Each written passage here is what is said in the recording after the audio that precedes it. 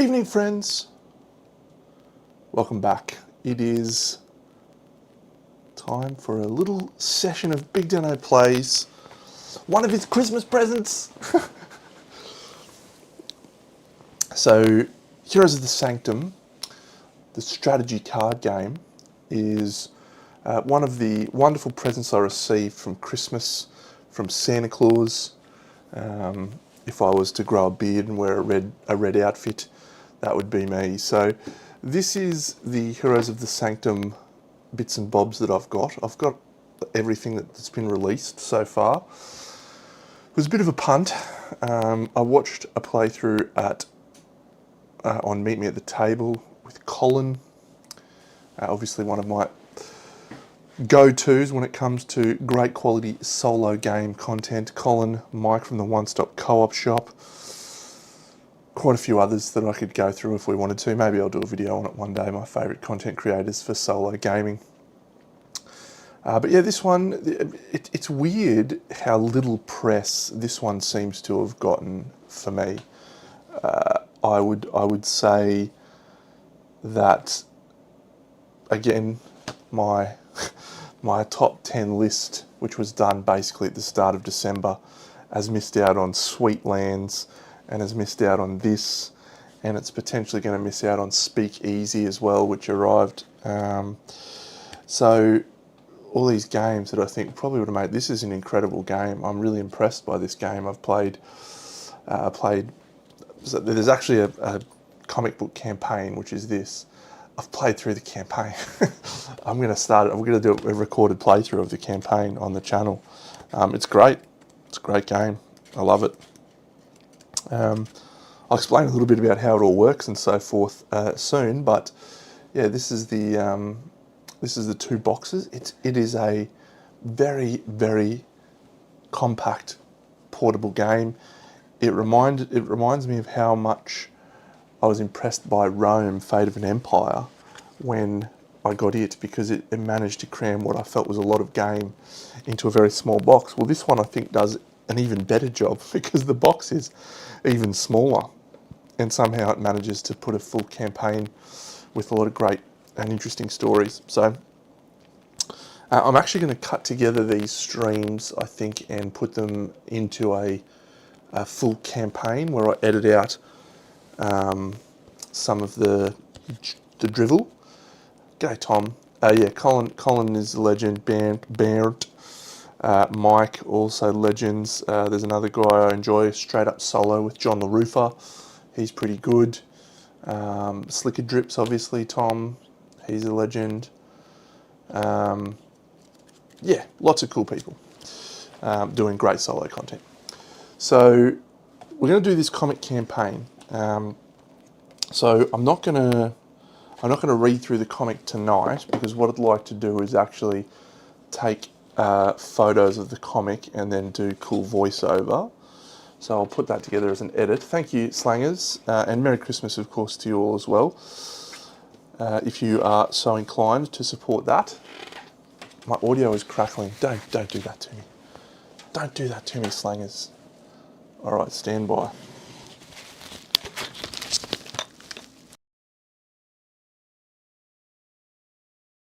I haven't used this one for a while. Oh, it's good. Still got a charge. Maybe that will have fixed the audio crackling. Let me know if it has. I hope it has. So I'll cut together all of this stuff and put it as a start. But this is the rules of the comic campaign. So we have to select a difficulty mode. We're going to select normal difficulty, not hard difficulty. And then we choose 12 heroes to create our hero pool. So none of that will make any sense to you.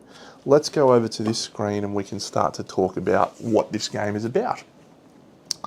So it's basically an adventure sort of dungeon crawly game where we select 4 heroes. And if you've ever played Space Hulk Death Angel, this game feels a lot like that. Oh, Slangers, you're killing me. Let me try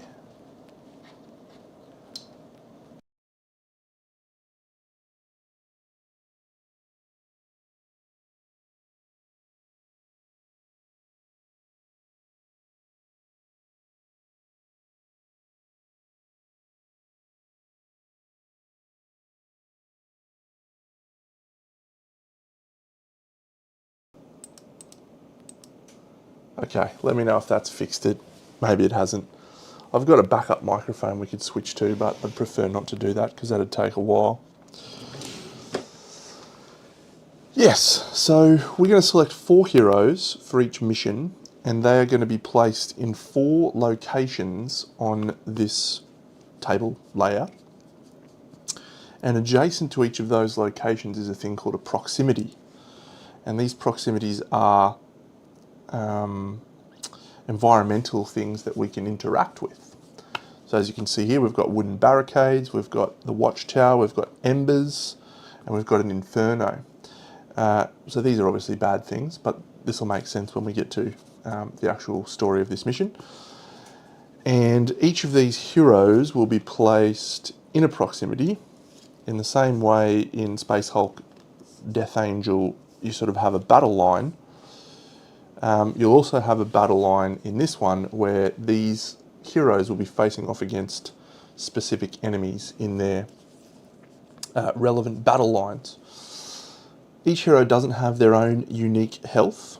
They actually share health using these Sanctum banners, and I should be able to zoom in. Here we go, that's nice.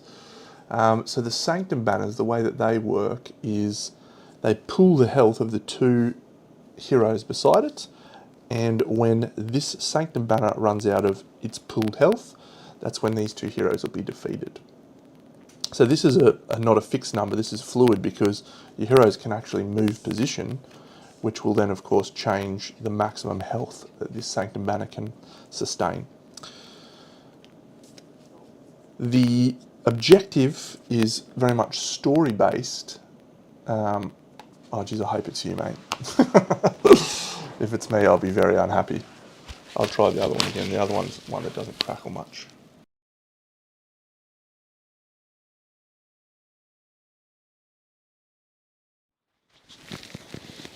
Okay. We could be on for a rapid microphone switch at some point soon. If that doesn't get fixed, which would be annoying, but we can work with that if we have to.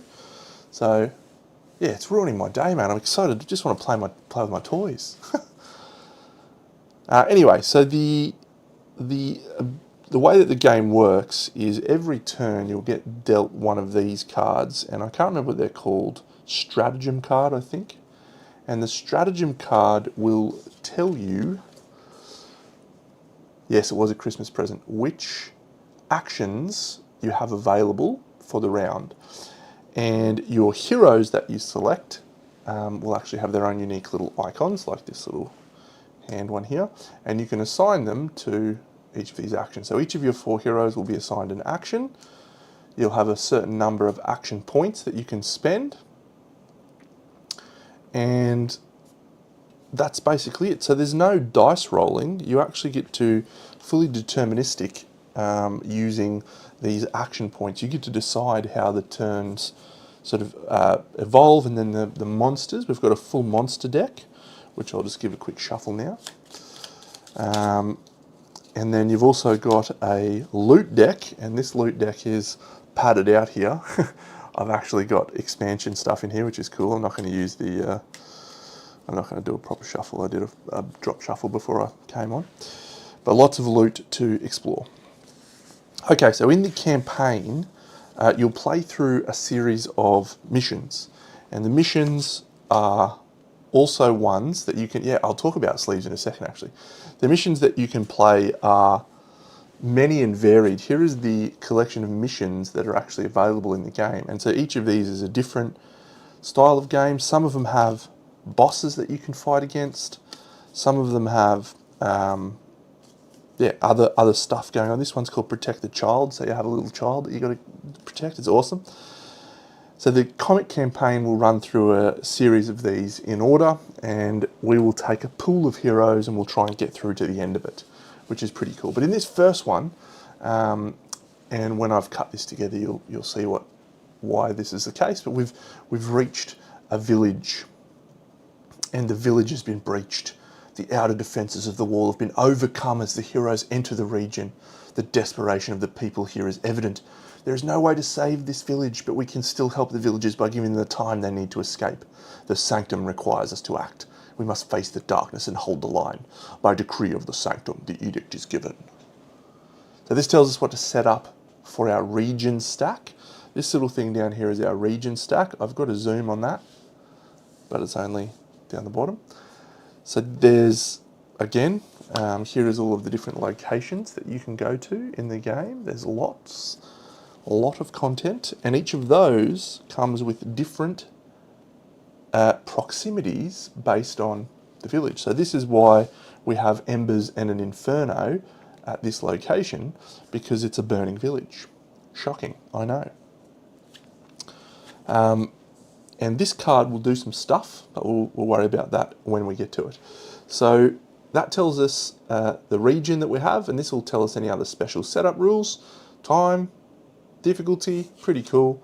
And this is our mission parameters. So for us to be victorious in this mission, we have a time track here.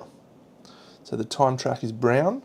So when the time tracker reaches 6, and it can stay on 6 in this particular mission, and the region is fully scouted. So every region has a scouted value. In this case, the burning village is 11, and we need to move this little scouted marker all the way up to 11, and that basically means us walking around the place, looking at things, and ensuring that we know what's going on. These numbered things happen when the time track reaches those numbers. Yeah, this mission, so you can just pick this up and play it as a one-off if you want, and this is one of the missions you can just pick up and play, and that's how long the mission takes. So yeah, we'll probably play for 30 to 45 minutes. We may be playing more than one mission tonight, we'll see. It depends how we go in the campaign. And some of the missions will have multiple locations. This one, we're just at the village. But sometimes you'll go to multiple locations, you'll have to explore them, move on to the next location, lots of things happen. So the location has a few bits of information as well, which we'll go to. But what I'm going to do now is talk about the heroes that we're taking into this mission. And this is my favourite bit about the game, because there is a deck of heroes. There's about 20, I think. We're choosing 12 for our mission, for our campaign. And if 2 of them die, they're gone from the campaign, obviously. So the Warlock, 6 health, 1 attack, 0 shield. And it has a passive ability, which is it can attack from any battle line. So normally your hero will be assigned to a battle line, such as this one, and they can only attack threats that are in their battle line. But this guy can shoot any battle line, and if he does that, he will also get a bonus to his attack, so he'll actually become attack value 2. So the Warlock, very cool guy. Also, every hero has a leveled up version, which improves their stats and their health. They also have a unique ability, which we will not be able to trigger as frequently as we would like. This guy's called a Lightbringer, so a healer, but sort of like a paladin. The Geomancer, this little weird little gnome-looking guy. He's cool. I really like him. His special ability is good, and he can use proximities anywhere, so he's manipulating the earth around him. Enchantress, one of my favourite characters. She's got a super good ability called Taunt, which will come into play later on. An Assassin, we're going to stab people with our Assassin. We've got a Hunter, who is my favourite character. Attack 2, only 6 health, but oof, doesn't matter, does not matter. Berserker, I haven't used the Berserker yet. I'd already done the full comic campaign, and I've added a couple of different new characters that I haven't used, including the Lightbringer and the Berserker. So she is interesting. Spirit Dancers, like a healer. The Vision Seeker, all about the stratagem cards and manipulating the stratagem cards. The Pathbreaker, cool guy, big shield, bit of a tanky character. The Thunderhammer, also a tanky character, but has base 2 attack, which is very nice, as well as a tank. And then a Vanguard, another tank. So, that's our 12 characters we've selected for the campaign. We now choose 4 to engage in this quest. So, I am going to take the... we don't need the Pathbreaker. We don't need that one. Spirit Dancer, no. Let's try the Berserker. We'll go the Berserker up here. There is Druids, yep, there is a Druid. Where's my other characters? I think I popped them back in here. So there's a Powermancer, a Marksman, Pathfinder, that's a Druid, Deflector, Infiltrator, Sanctum's Chosen, Scribe, Pyromage. There you go. Okay, I definitely will take either the Warlock or the Huntress. Let's take the Enchantress, she's good. And we'll go the Warlock in this one. I don't want to use the Hunter too frequently, I'll get addicted to it. So we don't need to use the Pathbreaker, so I think we'll use the Vanguard. Alright, so these are the 4 heroes that we are taking into this mission. Geomancer, yeah, the Geomancer is also a Druid as well. Okay, so my other heroes are there. So, in the campaign and in the game, you also get this little thing. This is a special elixir that we can use at one point in the campaign. I've got that just off to the side. You don't need to worry about it because we're probably not going to need to use it as we're playing on medium difficulty, which should be fine. Okay, so this card I'm going to leave on our little display thing so we can...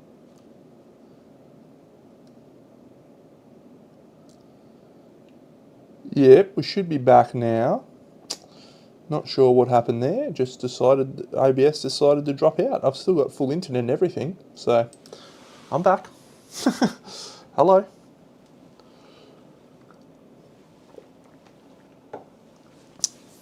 Okay. All I was saying in that little break was we're going to play on medium difficulty, and the reason we're doing that is it'll be cool to get through the whole campaign.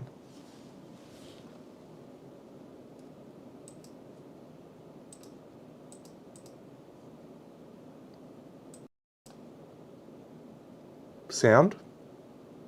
Should have sound. Oh, it's a cursed stream tonight, isn't it? We just had everything go wrong.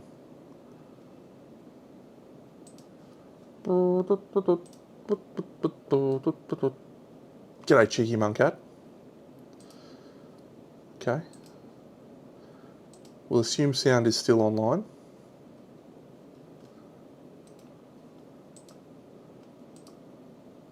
Okay. Good. So at the start of the quest, we get to advance a hero. We're playing on medium difficulty. So advanced heroes have additional stats and additional health. Nothing else changes though.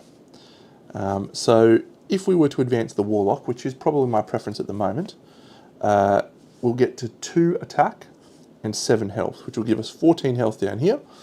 The other option though, is we could advance the Vanguard, and that will give us 9 health, which is crazy, and more attack. Again, Berserker, same, it's probably attack, yep. And I think the Enchantress gets an armor. She does. I think we'll go the Warlock, and that will be the only advanced character we take into this mission. There is other ways to advance characters, but in this mission, it's unlikely we will see that happen. Okay, the last thing we need to do is apply threats onto the board. So we have 1 threat here, which is a shade. We have 1 threat here. Threats are always applied clockwise around the board, and the number of threats we apply is, to start off with, is based on this. So we have 3 threats. We have an Underhound, a Reaper, and a Shade. So each of these enemies has some unique rules, of course. The Shade has 3 health, 1 attack. The Reaper has stuff that you can't see, but it's got 2 health and 2 attack, quite bad for us. And the Underhound has a very unique rule, which is this threat cannot be attacked by the hero in its battle line. Can I pet that dog? You can pet that dog. I would advise against it though. Oh, actually I want to put the Warlock on this side. I need to do some stuff there. Yeah. Okay. So we are good to go. So the game follows a pretty simple turn sequence. The hero phase, we resolve the current stratagem and we do the actions. Then the enemies go. And then the region stuff will happen. Nice one, Deno. And then last of all, we will do the quest phase. Yeah, crazy stuff. So let's kick off. You always start the mission with this stratagem card. It's called It Comes Full Circle. The narrative is, the ancients understood the nature of time was cyclical rather than linear. We've been in this moment before, and again, to this moment we'll return. And basically we shuffle all stratagem cards at the end of this one. It's basically just the deck cycling one. But it has all of the available actions, one of each. So, the Vanguard is not going to suffer any damage from the Shade, so I don't need to worry about the Shade. The Reaper is a problem. The Underhound is possibly a problem. Yeah, okay, so this is going to be relatively straightforward. So we grab out a little token for each of the characters based on the symbol that they have on the top of their board, and that is how we know what action we've assigned them. There's little tokens for all the different characters, which is cool. Alright, so I'm going to start. We've got 8 action points that we can spend in this turn. 8 action points. Red actions cost 2 points, and blue actions cost 1. So in this one I can do 4 red actions if I want. Remember, our objective is to fully scout the region, and for the time tracker to be at 6. What we're going to do though is we're going to try and clear house. We're going to try and wipe the board so that we can then spend a little bit more time exploring once we've wiped the board. So we start with the Warlock. The Warlock we're going to assign to an attack action, which costs 2 action points, and so it can attack anywhere because of its special rule. However, we're going to spend its 2 action points here on this Underhound. The Underhound has a special rule, which is it can only be attacked by the hero in its battle line. So that's a pretty cool rule, but we've just smoked that guy for 2. He's done. 2 damage on that. The next thing I'm going to do is I'm going to do a use action. So the Enchantress, she's going to use this Inferno. So the use action is down the bottom here. It's a blue action, so it only costs 1 action point. And this proximity card says, flip it without resolving any additional effects. So that's all we're doing, is we're just flipping it to embers. So that represents us dousing the flames, throwing water all over it. So she's done. Now the Vanguard, I'm not going to attack with the Vanguard. So the Vanguard is only getting 1 damage coming in from that. However, this Wooden Barricades has a passive, the nearest hero gains 1 shield. So we don't need to defend or do anything there. So we're actually going to scout with the Vanguard. So the Vanguard's going to scout, which is a red action. Scouting moves this up by 1.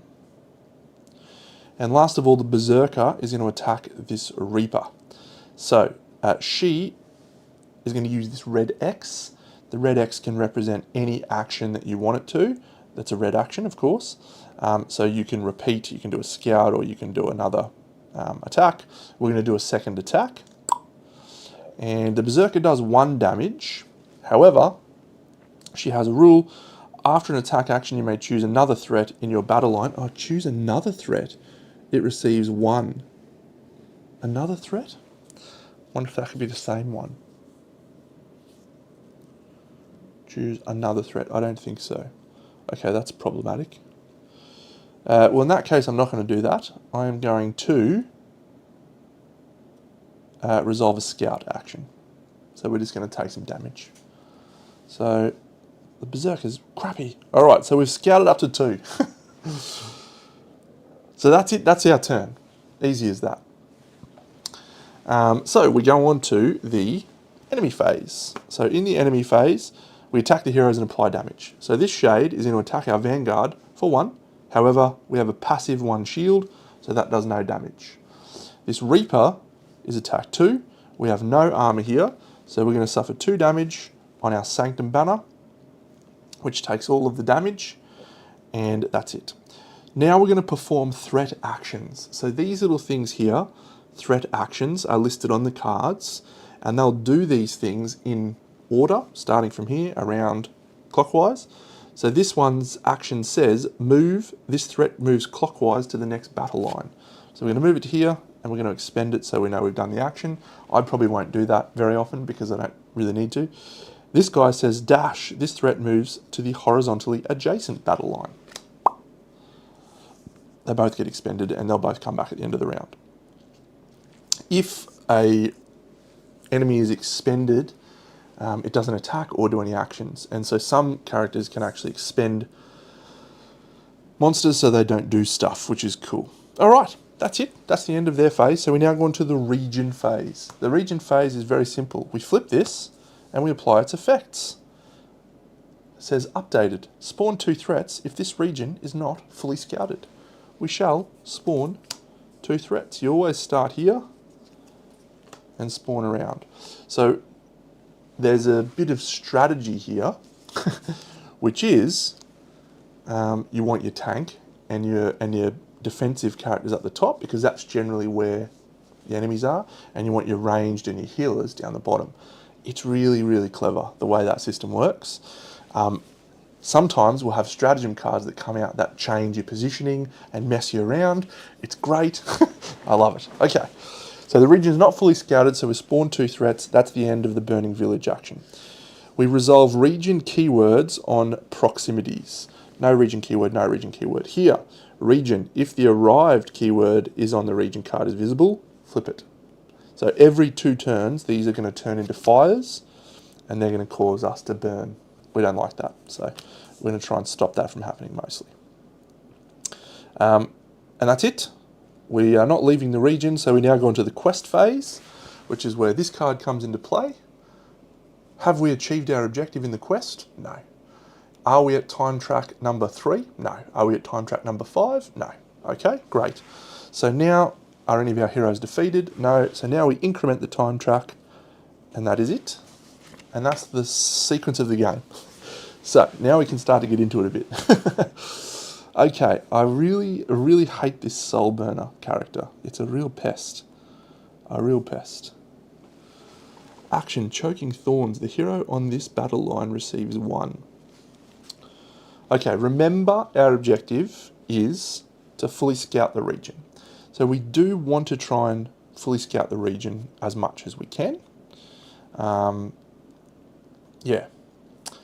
But if we die, it doesn't help us that much.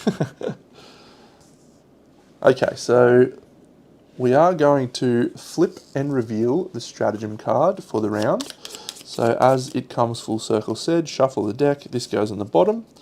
And now we are flipping this one, and we have new formation. Great. Before performing any hero actions, you may expend 1 threat in every battle line. Okay, so I'm going to expend this Reaper. I'm going to expend this Soul Burner, and that's it. So unfortunately, it does mean that we're not doing any things that we wanted to this round. Maybe. Maybe we can get away with it here. Let's see. Okay, so I will use the Enchantress. We have 8 action points, as it says at the top here, which you can't see because I'm a bit stupid. So we're going to use the Enchantress to taunt. Taunting is a blue action. We have 4 blue X's, which means we can do any blue action. All of these are referenced on the back of this again. So we've got use action, taunt, assist, move, attack, heal, defend, scout. Pretty straightforward. So she's got a passive. After resolving a taunt action, you may force up to 3 threats to enter into any battle line that you wish. Sounds good. Sounds good. So I'm going to send this Rotwood Treant over here. And I'm going to send that guy over there, and I'm going to send this Shade over here. So that is that. So the Rotwood Treant, very good. So Enchantress using her manipulation of the board in very cool ways. The Vanguard, not going to do anything. We're going to use the Berserker to do a use action. So she's going to use the Watchtower, resolve a scout action. This can only be used once per round. So she's continuing to search around the board, find out where we need to be. The Vanguard's going to use a heal action. So we're going to heal 1 health off that. And the Warlock, we can't search. I guess the Warlock will just do a defend. So when you defend, you take one of these little yellow defense tokens and you put it on there. The next time you're attacked, you have a bonus shield, which is very nice. And that is our round. So let's go on to the enemy phase. So attack the heroes and apply damage. Doesn't attack, doesn't attack. This one attacks, but again, we have a passive 1 armor, so no damage. The Rotwood Treant does 1 attack and hits us here for 1. We then do threat actions. This threat moves clockwise to the next battle line. And this one says the hero on this battle line receives 1 health. So we've moved to 3 damage there, and they're both expended. That's it. So we now go to the region phase. We flip this, and what does it say? Update, spawn 2 threats if this region is not fully scouted. Here's a threat, and here is another threat. Another Rotwood Treant. Then we go on to the region cards. Region, if the arrived keyword on the region card is visible, flip this proximity card, and now we have an Inferno, burning. Very bad. We go to the quest phase once again. Are we victorious? No. We have not got Time Track 3, and we haven't got Time Track 5. So bad. All these get unexpended. That's a good little turnout for us there, actually. And all of those are unexpended. And it's back to us. What stratagem card have we got? Underestimate it. You may use the red X icons on this action to trigger your hero's unique action. So this is fun. This is fun. So we're going to get some loot here. The question is, how do we best go about this?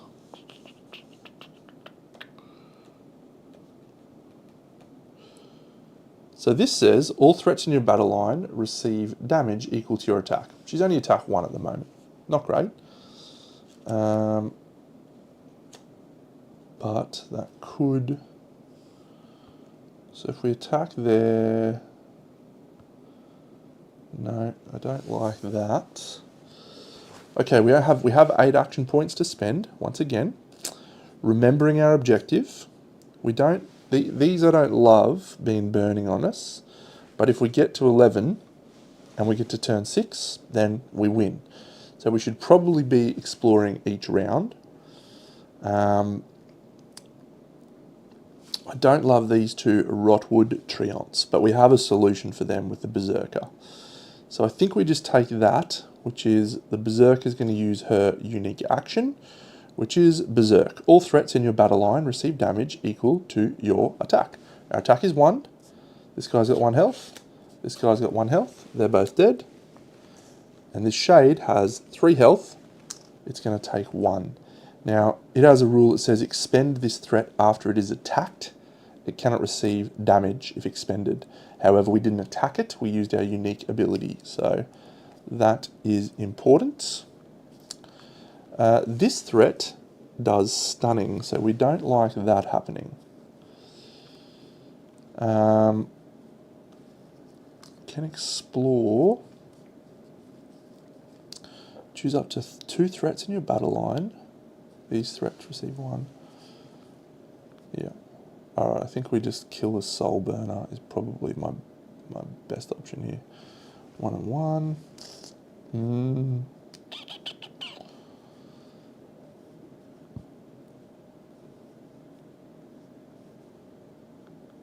Yeah, alright. It's a very good game because you have full decision-making process here. You have all the information. The only thing you don't know is what's going to happen. as in the card. And once you know the deck, you sort of get to know what will happen out of that deck.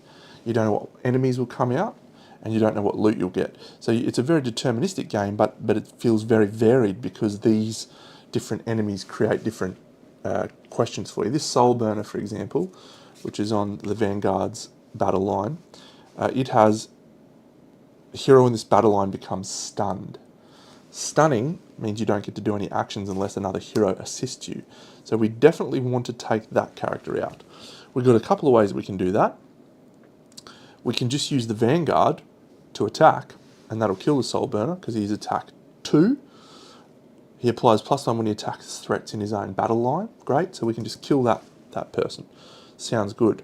Alternatively, we could use the Warlock because it can also shoot from range. The Enchantress could taunt and move things around. But what I think we'll do is I think we'll use the Vanguard. He's just going to attack, kill the Soul Burner, and that gains him a loot. And the loot that he gets is a salvage crate. We draw another loot card because you can't have that. We've got a rejuvenation stone. Excellent. Not very useful, but that's fine. And then I think we're going to do a use action on the Warlock to turn this off. Inferno.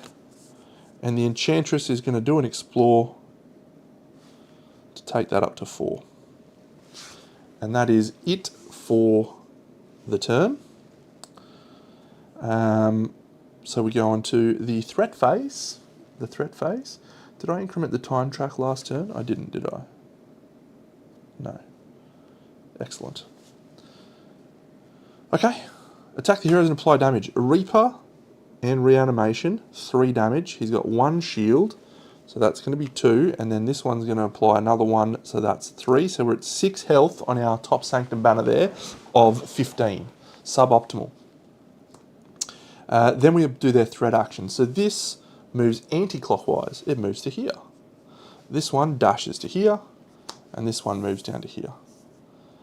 Those are all expended, so that's done. We move on to the region phase. We flip the region, and it says, spawn 2 threats if the region is not fully scouted. Great. 1, 2. And now we do the region effects. The nearest hero suffers 1 damage from the burning thing. That's it. We go over to here. We haven't completed our time track mission. All battle lines without threats spawn 1 threat. As you can see, all battle lines have a threat. Everyone becomes unexpended, and we're back on. We're back on. We increment the time tracker.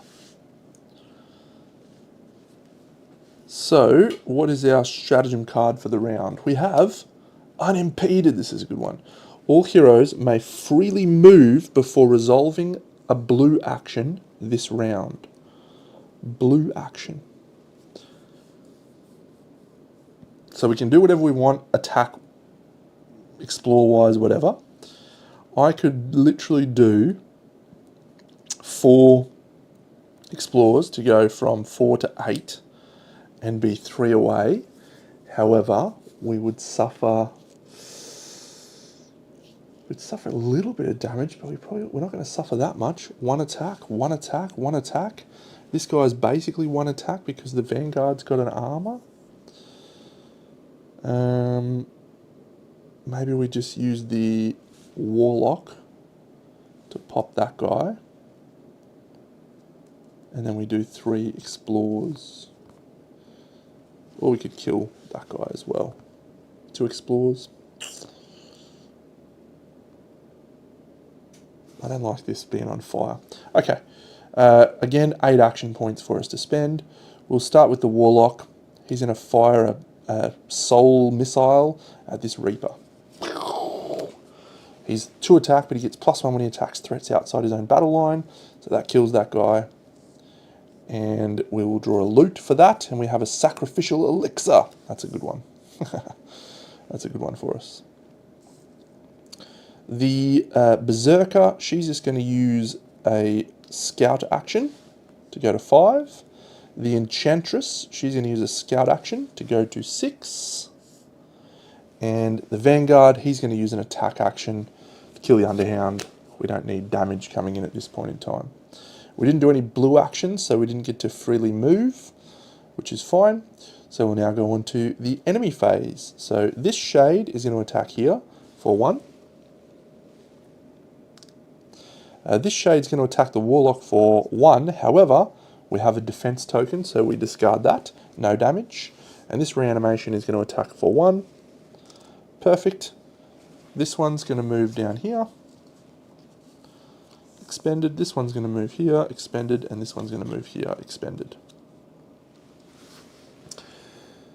Excellent. So that is the threat phase. We then update the region. We flip this. What does it say? Spawn 2 threats if the region is not fully scouted. Oh no, we're getting into some bad ones. Manipulator. Then region. So this triggers, does a damage to us. So we go to 3, and this flips now to here. We increment the time track. Have we won? No. Have we got a 5? No. So we're going to move to here. So if we can explore to 11, and this is on 6, we win. As long as we don't die in that time. We can actually, so your check for death doesn't actually happen until the quest phase. Check if heroes have been defeated. So if we explored to 11 in the same turn as we die, we actually win. So that's good. What is our stratagem card for the round? It is Sacred Retribution. All heroes gain +1 attack this turn. Delightful. Delightful. And we have attack actions galore. Okay. So we probably... Ooh, I don't like these infernos happening right now.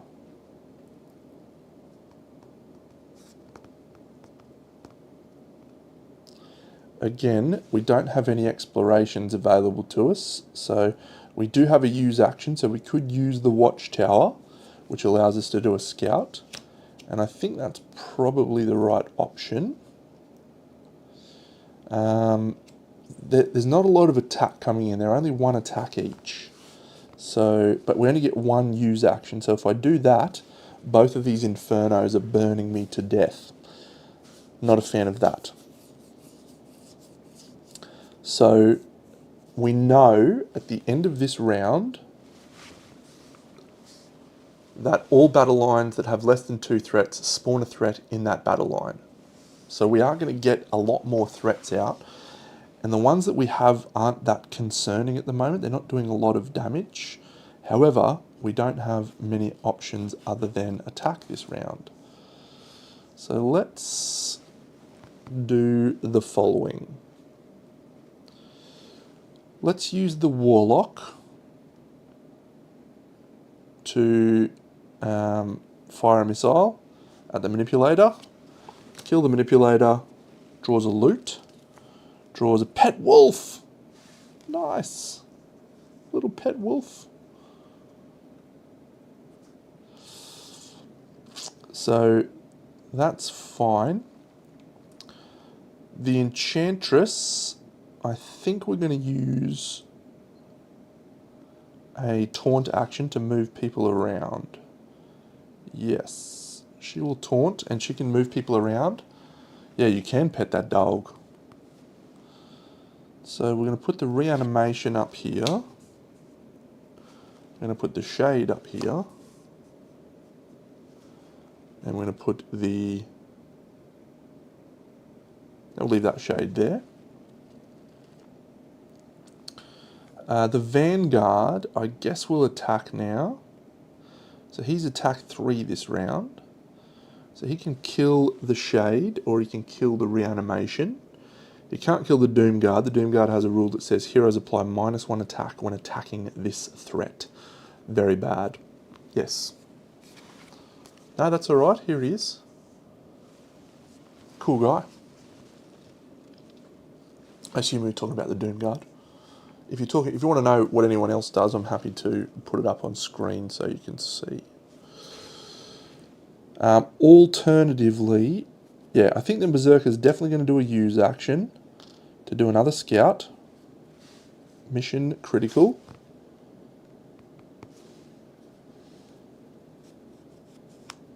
And going to suffer some burning, but that's okay. Oh, the doggy. Ah, the dog. Ruff, ruff. After this hero uses a defend action, expend 1 threat in this battle line. So you defend, and the little wolfie starts nipping at the heels of one of the enemies and stops it from attacking you, which is awesome. Awesome ability. We'll use Sacred Retribution. We'll attack. I sort of want to heal, but I think we'll kill this Shade because they're proving challenging. It is quite good, yes. No loot from that, so that is all. So we will go to the threat phase. So the Doom Guard and the Reanimation both attacking here. That's just going to apply 1 damage because you pull their attacks together and you combine it with their. It would be better in the front line, and if you do an assist action, you can hand over any loot. So again, very deterministic. you get to do some cool stuff with this game. So those two are done. We'll do their special rules in a second. They've applied the 1 damage. The Shade is going to attack for 1. So we're here. And now we're going to trigger their actions. So this is going to move clockwise. This is going to move anti-clockwise. And this is going to move up and down. It just moves up and down, which is pretty cool. So basically, that's where we're at with our enemy situation. Let's look at our time tracker. Are we victorious? No. Are we on 3? No. We actually do that after we flip this. So flip the region card. Boom. Spawn 2 threats if the region is not fully scouted. It is not. 1, 2. We're close, but it's not. And these 2 region effects apply. So we're attacking here for 2 damage. And now we are going to apply this, which is if a battle line has less than 2 threats, spawn a threat. So here's 1. Here's 1, and here is 1. So that is turned into somewhat of a bad situation for us. Let's hope our stratagem card can get us out of trouble. What is it for the next round? It is Finders Keepers get a free loot card. Excellent. An Elven Lightblade.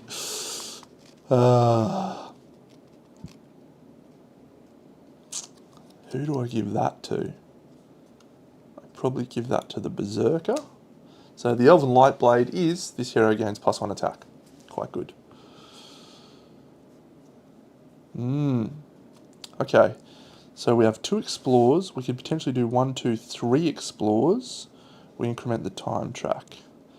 We can't do 4 Explorers at this point. There's a fair bit more damage coming in this turn. So what I want to be able to ensure is that at the end of this next round, we can get to 11 exploration. So I think we need to do at least 2 explores this turn. The 2 people that are best to do that with is the Vanguard and the Berserker. Yes. So that means the Warlock can attack, but we only have 7 action points this turn, which means someone has to do a blue action. So the blue action would probably be a use action here. So let's do that straight away. So she's going to do a use action to get a scout.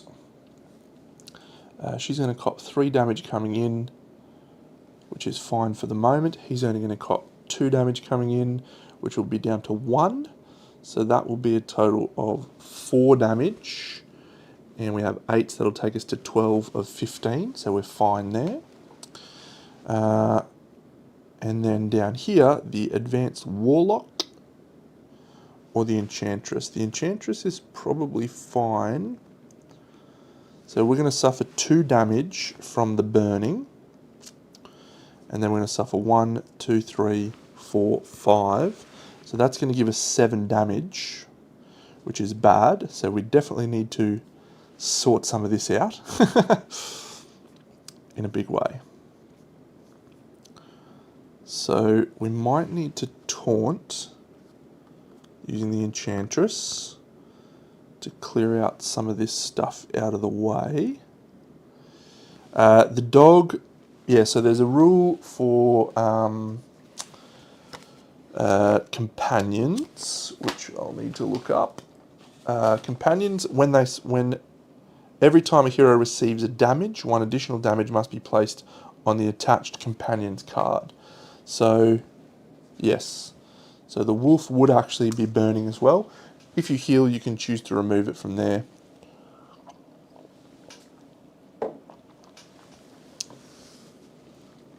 Yeah, we're in an interesting spot here. Hot dog. Yeah, the dog's going to die this turn because we can only do one use action, which we've spent on the watchtower. So we're definitely taking burning. The Enchantress is not in a position to kill one of these, and this is the banner that's under the most threat at the moment. So I think the Enchantress is going to use a taunt. So this ghoul doesn't really bother me, he only does one attack. These guys do bother me. That guy also bothers me. So maybe I'll move him to here, and I'll use the Vanguard to attack, will I? Oh.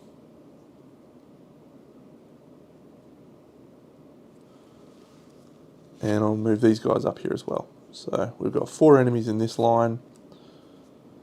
It is awesome, yeah. It's unreal. I'm loving it. Okay, and then she's got one more move. It's probably not necessary. No, I think we'll stay there. Okay, so that's her taunt. Now we'll use a nuclear missile from the Advanced Warlock, which is to kill the Forgotten Ones, because they do stunning. We don't like that. We're going to loot a Shield Bearer. We're going to replace our wolf with a Shield Bearer. That's a great card. That's a great draw. The wolf's done well, didn't do much, but here's the Shield Bearer. So you only get one use of it if you suffer damage, but he applies a shield. Yeah. So we're going to block a little bit of incoming damage. That's great. All right, so the Vanguard has a choice here. I think the correct choice is to scout to take us to 9, and that's what I'm going to do. 1 scout, take us to 9. Hopefully, I haven't miscalculated anything. We shall find out if I have. So, enemy phase. 1, 2, 3, 4 attack coming in. He's got 1 shield, so that's going to be 3. So that's taking us to 11. The Doom Guard hitting us for 1. That's taking us to 12. Perfect. Here, this Enraged Ghoul, he does 1 damage, but our Shieldsman blocks it, so we don't suffer any damage. And the Ghoul, he damages himself. He gets more and more powerful the more damage he has. Awesome rule. This Doom Guard and this Reanimation both do 1 damage. So we are there. And then we do all of their things. So this guy moves clockwise. He's here. This guy moves down here. This Reanimation moves anti-clockwise. He goes down here. This Reanimation goes anti-clockwise, and this guy goes up here. So that is our situation. 3 threats, 2 threats, 1 and 1. We flip the region. 2 more threats coming in because we haven't fully scouted the region. And then this applies. So we're going to take 2 damage. So we're at 10 of 14. And we're at 12 of 15. Now there is one stratagem card that could really affect us this turn. That would be bad. Let's see if it's a bad one. Restore the line! It's not. Before performing any hero actions, immediately move your heroes horizontally so they are on opposite battle lines. Certainly. I would love to.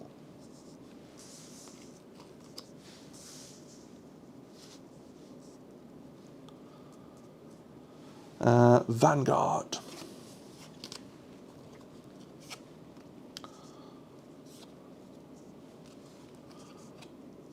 Okay. So damage coming in this turn will probably kill our characters, but if we remember this timing thing, if we resolve our quest objective and events, we do that first before we check if the heroes have been defeated. And as you can see, when the time track is on 6, which it is, and the region is fully scouted, we win. So nothing else happens, we win, but we might see if we can do some damage before we go down. So this one's attacking for 1, which we're blocking with our shield bearer, so we don't have any damage coming in there. We've got 1, 2, and 4.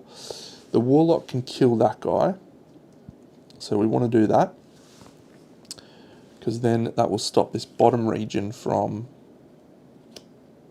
losing, I think. Will it? 14.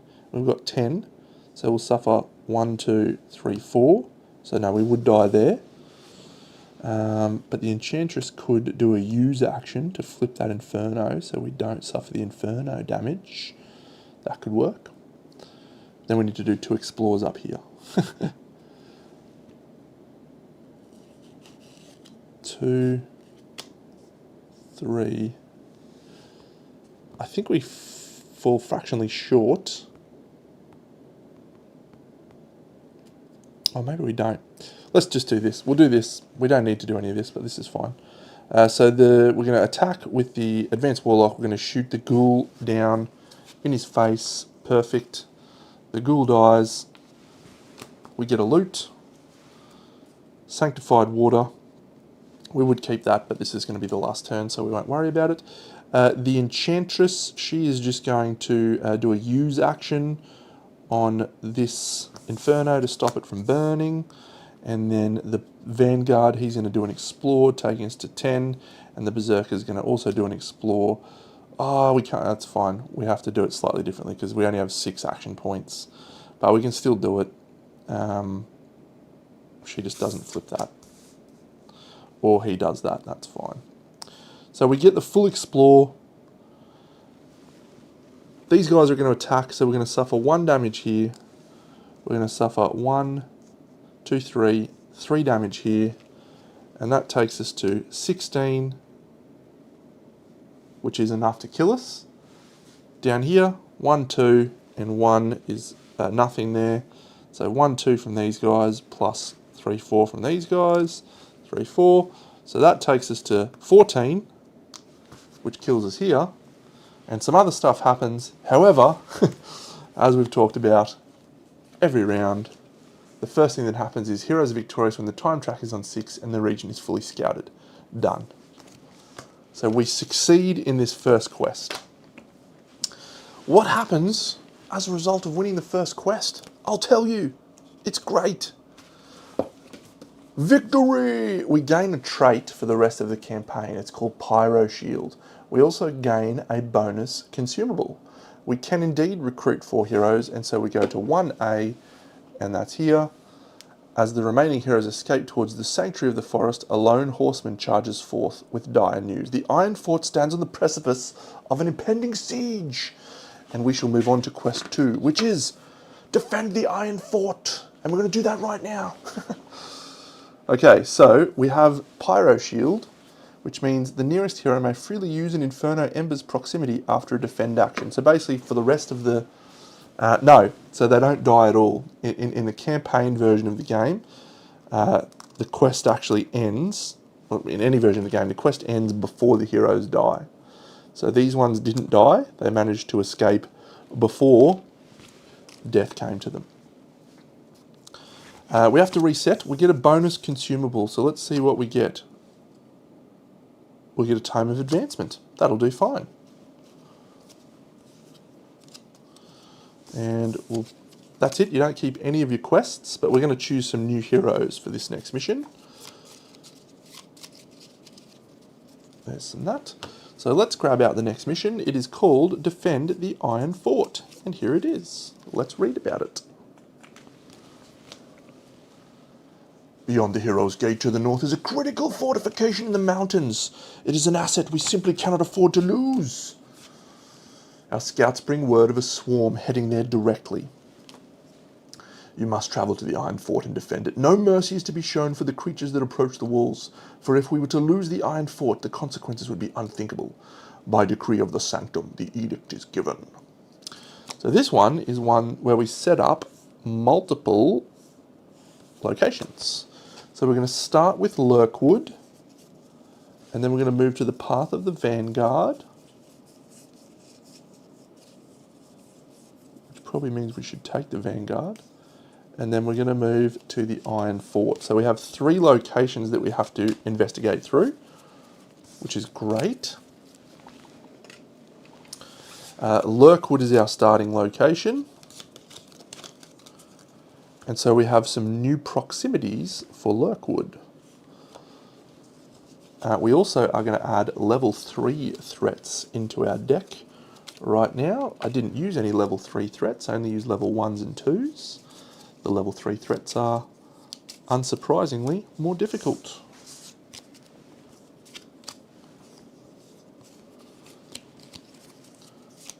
So that one, it seems like a little low baller, but it does get pretty punishing. We could have spent more time carving up enemies probably, but every round, if the region's not scouted, it spawns 2 more. So you're sort of losing that battle. Your best objective is to explore the region. Okay, so we have 4 locations. We have 16, or proximities rather. 16, which is down here, a rope trap. We have 10, which is one of my favourites. It's higher ground. We have 18, which is an olive tree. And we have 4, which is a freebie, free loot. Nice. Okay. So those are done. For Lurkwood, we spawn 2 threats, but we won't do that until we've chosen our heroes. So let's go with 4 new heroes for this mission, because we can. We have 4 heroes to spend. We have lots of heroes. We're going to use my Hunter. He's my favourite. We're going to use the Lightbringer. What does he do? He's cool. Lightbringer. We'll use the Pathbreaker. And let's use the Assassin and the Hunter. I don't really need that many attacks. Thunderhammer. Yeah, we'll go Thunderhammer. Okay, cool. So hopefully we've got enough attack coming through here. So the Pathbreaker is one of my favourites. I'm going to go here. Lightbringer and Thunderhammer. One of our characters is going to start with the Tome of Advancement. No, the Geomancer's not bad. I could do the Geomancer. The Geomancer's pretty good. Not so good in this mission. Maybe it's okay. Geomancer. Geomancer instead of...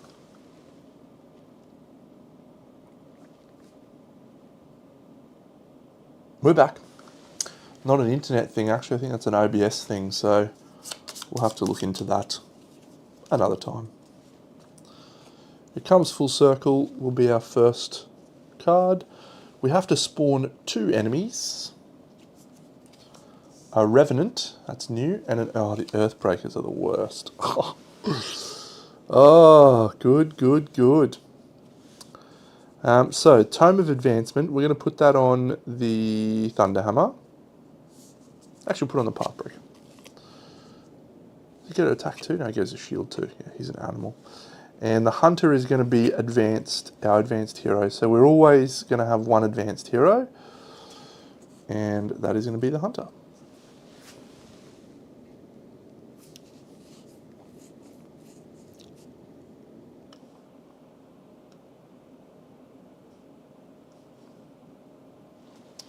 I think it's an OBS issue because my internet is working absolutely fine.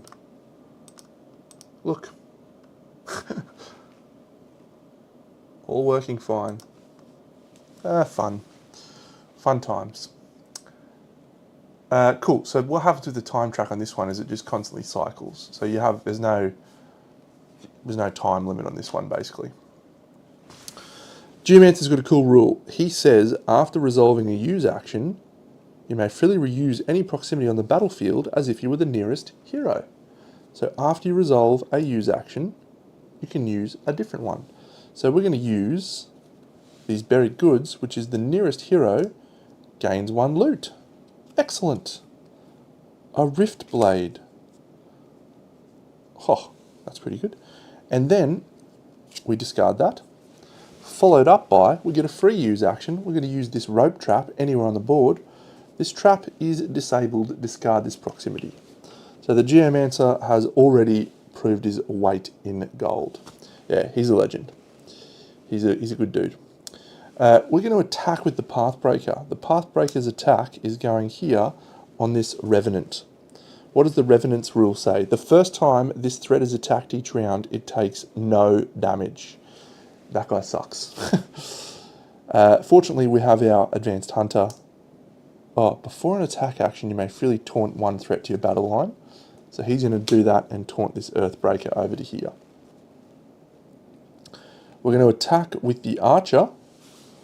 The Hunter, it has a rule, which is you may target up to 2 threats in any battle line, distribute your attack amongst those targets as you wish.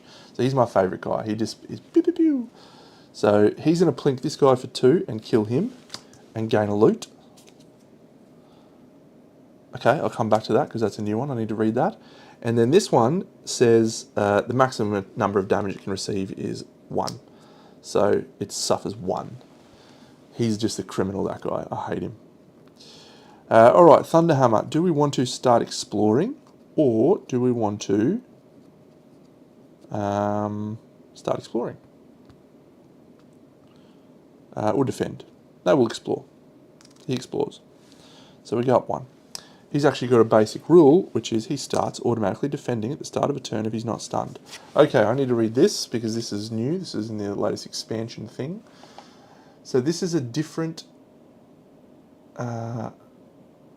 battle line core. So is that a Sanctum banner? I'm pretty sure it is. So each round, oh, that's nice. All right, so when you get a Sanctum banner out of the loot pile, you get to replace one of your Sanctum banners. So do we use that? Or do we use that? This one feels like the most useful. So let's do that. Generally you want to do it for exploring, so I think we'll stick with that. Okay, cool. That's the end of our round. So we're going to attack with this Earthbreaker. He's going to do attack 1. We have 1 shield, so we don't suffer any damage. But then when he does his action, it says all Sanctum banners receive 1 damage. You suck, guy. He's just the worst. Perfect. So then we're going to flip the Lurkwood, and it says spawn 1 threat. Here it is. It's a demoniac. And then we will advance the time tracker. We have nothing on the time tracker that says anything about number 1. The Iron Fort region is definitely not scouted. So that is it for this round. That one goes on the bottom of the deck. I played a lot of this game. I played through the full campaign. I played a few other missions. Unimpeded, that's awesome too. We can freely move before we do a blue mission, a blue thing. And we don't have to spawn any more threats. Oh,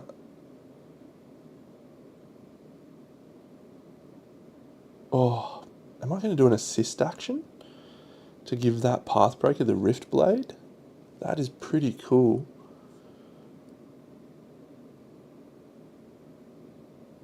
Yep, alright, I'm going to do this. The Geomancer is going to do an assist action. No, that's fine, let's do it. It's worth doing. So in the assist action, he's going to give the Rift Blade to that guy, and he's going to give the Tome of Advancement to that guy, so he can advance into leveled up Geomancer. Come on! Then we will do the Pathbreaker. He's going to attack the Earthbreaker. It only suffers 1 damage, but what happens then, after this hero attacks a threat in this battle line, that threat is expended, so it's not going to do its damage to everyone. Good plan. We'll explore with the other 2. Explore, explore. We're up to 3. So the demoniac attacks, it's only got 1 attack and we've got 1 armor, so nothing's going to happen there. No movement from any of those. So we will go to the region phase, we'll flip the region, updated, no effects. However, our time tracker is on 2, which says spawn a threat. It's a Doom Guard. You're in big trouble, Doom Guard. I'll put him here. And we move the time tracker along. We flip this. Finders Keepers get a free loot. Sure. Desolation Flail. Oh, we'll give that to the Advanced Hunter. That's so useful. Okay, I think we'll use a use action on this guy to level up the Geomancer. So he's now a leveled up Geomancer, which means he's got an armor, which is very nice. The Thunderhammer is going to do an explore, taking us to 4. Our mission is to get to 6. The Pathbreaker is going to attack the Earth Breaker again, taking it to 3, and also expending it so it doesn't do its pounding attack. No, the effects are always the same. You get 1 extra health and either an attack or defense, which is, it's good. It's simple, easy to keep track of. And I think the Hunter is just going to fire a shot as well. And it can split, it's actually attack 3, plus a bonus attack here for 4 to take out the Doom Guard straight up before he gets to swing in anger. And we've got a wild horse. Katy Perry will be so excited.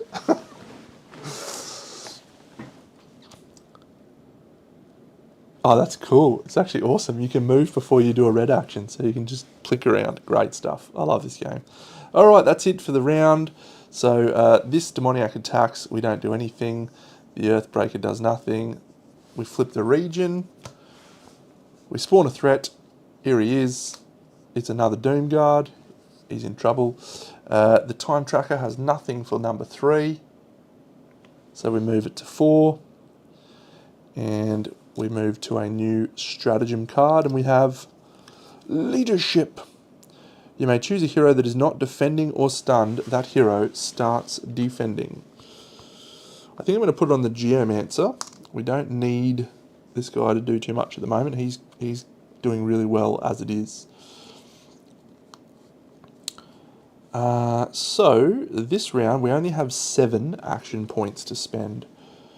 We need to get to 6 to be able to leave the Lurkwood. If we do leave the Lurkwood, then all the enemies that are on the board wipe, and we will spawn new ones in the next thing. So I'm probably thinking we don't need to rush this turn. So let's use the Thunderhammer to explore. Let's use the Advanced Hunter to attack. And let's use the Pathbreaker to attack. So we're going to attack the Earthbreaker.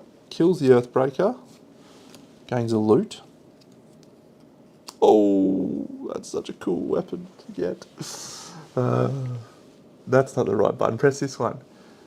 This hero applies -1 to its maximum health and gets a bonus shield. So he's now shield 2.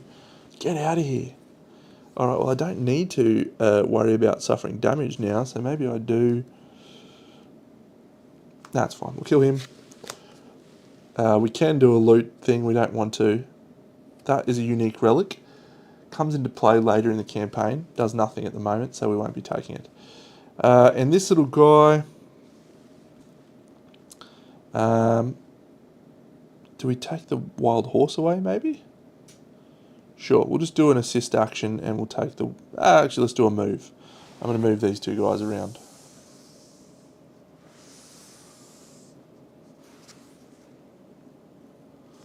That's so cool, I forgot I've got that, Sanctum's Path. Excellent. So the demoniac attacks, does no damage. We're not suffering anything else. This flips. There's no effects on that. However, the time tracker does tell us to spawn dudes without threat. 1. We didn't explore. 2. Another Earthbreaker. No. I don't like that Shriek Fiend either. What have we got this turn? We've got Under Siege. Heroes cannot use action points to perform move or assist actions this round. So we can't move. That's fine. Oh, look, I've just got to use this Pathbreaker's attack. Once again, he can taunt the Earthbreaker to here. He can attack him and then he can exhaust him. That's such a good controller ability with the Rift Blade. The Thunderhammer. We don't really want this guy to attack us. Yeah, the Geomancer will explore.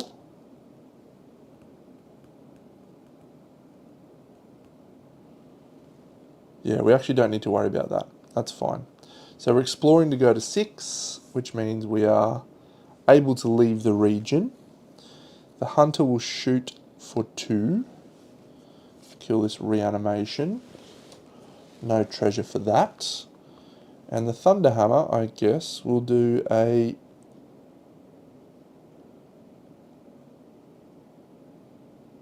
Doesn't matter. Taunt. Doesn't want to taunt. Excellent.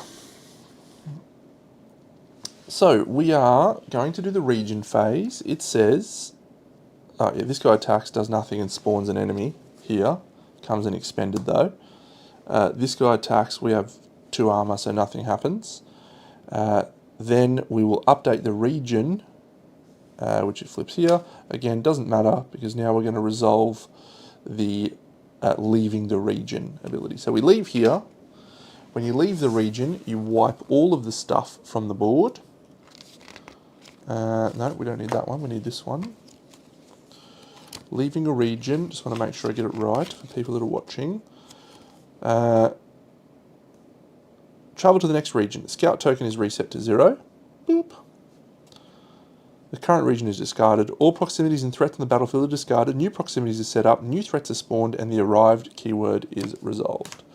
So, these are all discarded. We have new proximities. We still have high ground here. We have buried goods up here.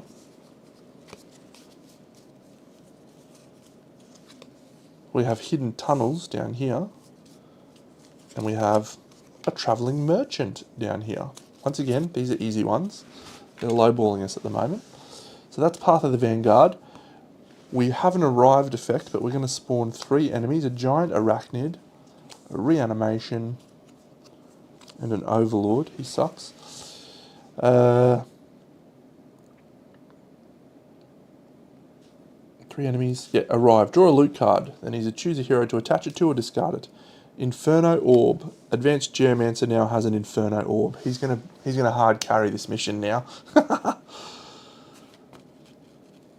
So the time tracker, I didn't increment that last time. No, I do, yep. So that's going to spawn 1 here. This is going to move along. And that's it. What stratagem card do we have? Oh, Extraordinary Feats. So this is one of the coolest ones. This says you may spend all of your action points to trigger the unique action of all heroes in play. It's really good, but I don't think it's the right time to use that. I think we're better off. Again, we need to scout 6 to get out of this region. We're on time track 5. I'd really like to taunt one of these overlords here. Okay, is this just a full-on attack turn? We have 8 action points. So So yeah, the Advanced Hunter is attack 4 because it's on a higher ground, so it gets +1 attack from the higher ground. Attack 4 split across 2 enemies is awesome, especially when you combine it with the Pathbreaker, who can plinker damage off as well, and can draw a person in when it taunts.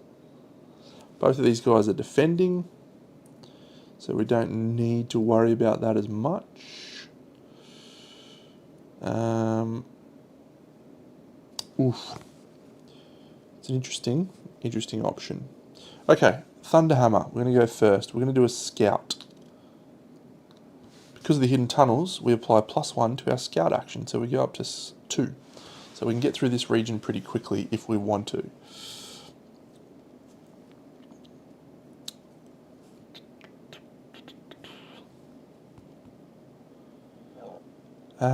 We'll just do attack with a Pathbreaker. So it's going to pull this reanimation over, and it's going to do 1 damage to the reanimation. We're then going to attack with the Archer, and he's going to do 1, 2, 3, 4 and kill both of them because he's an absolute rock star. We're going to gain a loot. That wild horse might be going, oh, it's another Sanctum banner. Cool. It gives me the same effect as the horse. We'll do that. Did I get this in the last mission? No, I got it in this mission, didn't I? So we've got 1 action left from the Geomancer. He's already defending. Thunderhammer is already defending. So it's probably just a heal to get rid of that. Cool. So threat phase. This guy's attacking for 2. 1, 2. This guy's attacking for 2. 1, 2. So he hard carries once again. But they've both got an action. The hero on this battle line received 1 damage for every threat in this battle line. There's both 1 threat. So they're both doing 1 damage through our lines. They're both exhausted, but that's fine. We're going to flip the region. Updated spawn 2 threats. A Reaper and Forgotten Ones. The time track says nothing. So we're going to move that across. And we've not been defeated. We've incremented the time track. So let's go on to the next round. What is our stratagem? It is the Hymn of the Undone. So this is a bad one. This is one that doesn't let us do all the things we want to do. However, we have a use action which allows us to do an attack, which is great. This Sanctum banner allows us to assign a red or blue action using any available action slot. So we could do an attack anyway. We've got 8 points though, but I don't think we're going to do that. I think we're going to use the Thunderhammer. He's going to explore for 3. 1, 2, 3, or 1, 2, sorry. And he automatically starts defending at the start of his turn. Excellent. The Pathbreaker could attack and move to here.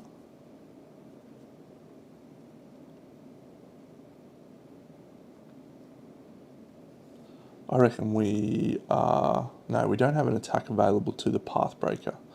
So does he taunt? Yes.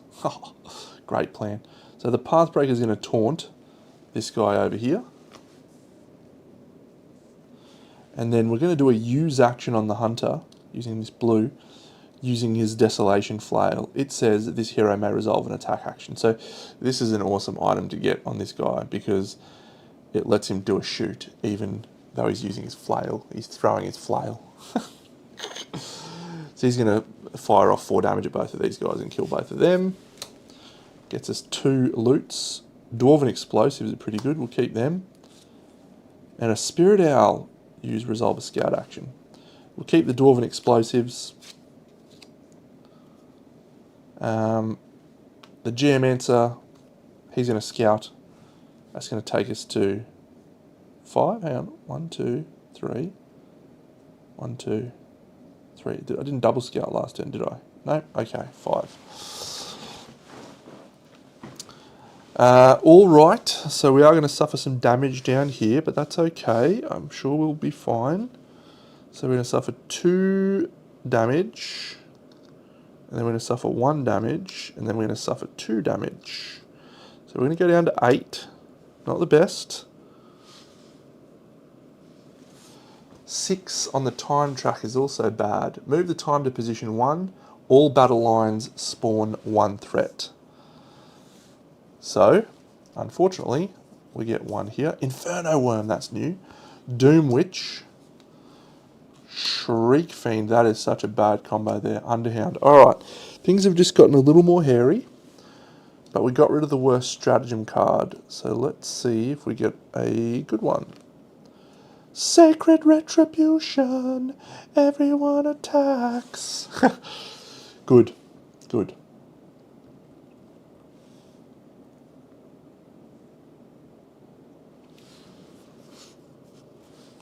If the arrived keyword is visible on the region, this threat moves clockwise to the next battle line.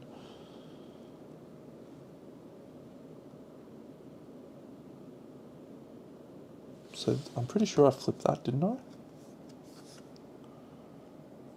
I'm pretty sure I did.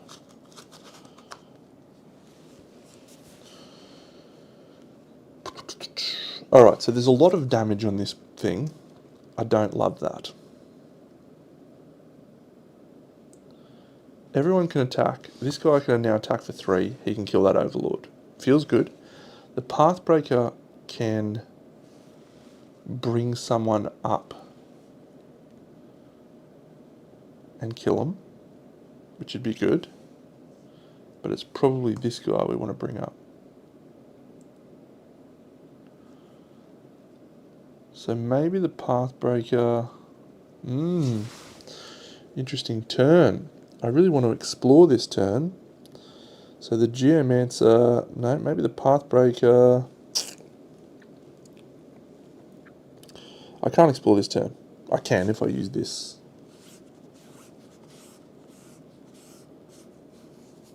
We'd probably just go ham this turn because we're not going to have too many threats spawning next turn. Alright. Probably the best one... If I shoot both of them here...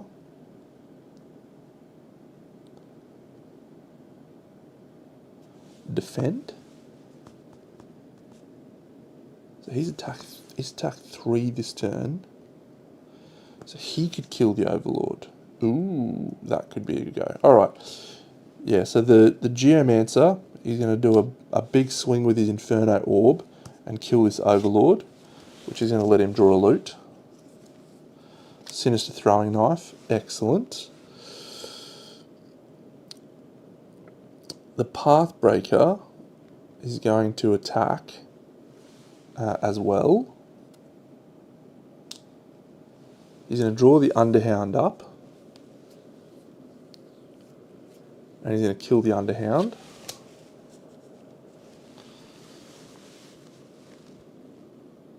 I don't love that plan. No, that's fine. We've done it now.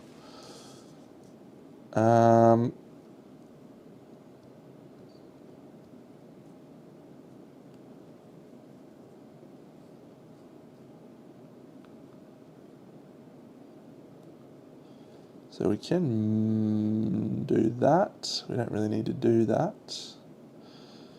So if the advanced Geomancer taunts instead of... no, I'm happy with that. If the Thunderhammer taunts... No.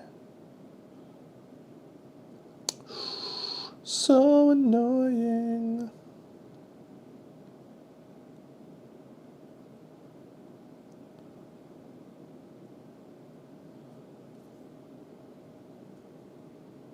Okay, so I think we're going to scout with him.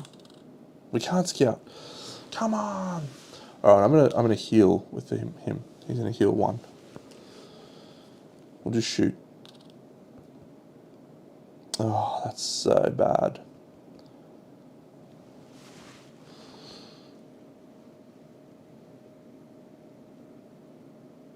We'll shoot the Overlord. Kill the Overlord. Get a loot. What is it? A Rune of Healing. I like that more than I like the Dwarven Explosives. Healing down here seems good. Okay, let's do the attack phase. This Inferno Worm attacks and does 2 damage. We have 2 armor. 1 here, 1 here. So we don't suffer any damage. I can. Dark Prayer, 1 damage. We have no defense, so we're going to suffer damage. And then her action is 2 additional damage. She's awful, so 3. This guy does nothing. His action is Spawn an Expended Threat. Oh. And no attacks here. So we're going to flip this card, and it says updated, no effects. We're going to do the time track. Nothing happens on that point. So we move on to the next round. Underestimated. Okay, that's a good one to get.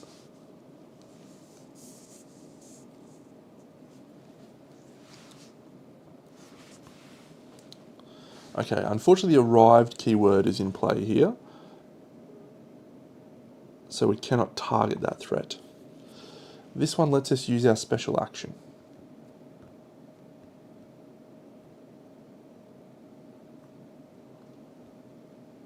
So we could heal 2 and recover from being stunned. We can still kill that guy, but we don't need to kill that guy. He's doing nothing. He's doing nothing. So we've got 8. Let's use the Pathbreaker to get buried goods. No, I'm actually happy with that.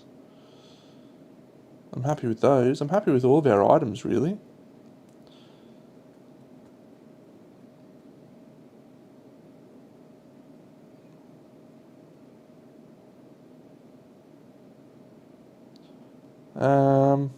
Yeah. Alright, let's use the Geomancer. He's going to attack. Using his Inferno Orb to kill this Doom Witch. Gets a treasure, but we probably don't need it. Oh, battered shield. It's fine. The Hunter, we're going to shoot these 2 down. Dead and dead. Gets a loot. I think we'll keep the healing. Imperial Breastplate. I've taken that.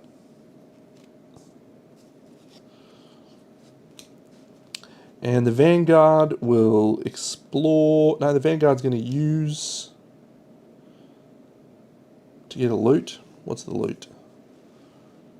Actually, let's do an assist action instead. And let's swap the Imperial Breastplate over here. Because it's just a straight +1 armor with no penalties. And the Thunderhammer will do an explore. We've reached 6, so that's fine. The Geomancer's been absolutely clutch. Okay, Inferno Worm attacks. It's 2 attack. However, we have 1/2 shield, so we don't suffer any penalties. It's got a burrow, so it's going to move clockwise to the next battle line. We don't really care about that because we're leaving the region. Update the region, spawn 2 threats. I'm not going to worry because we're leaving anyway. There's no region keywords on proximities. So once again, we are discarding all stuff, new proximities are set up, and we've made it to the Iron Fort.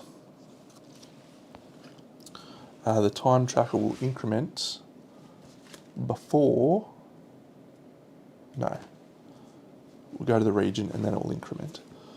So we have 5 and 12, 8 and 1, the Portcullis.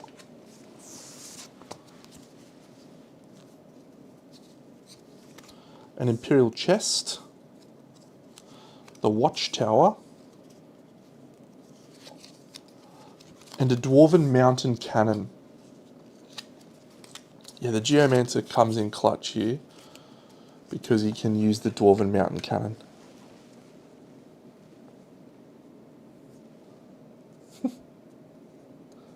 Okay, so that guy's discarded.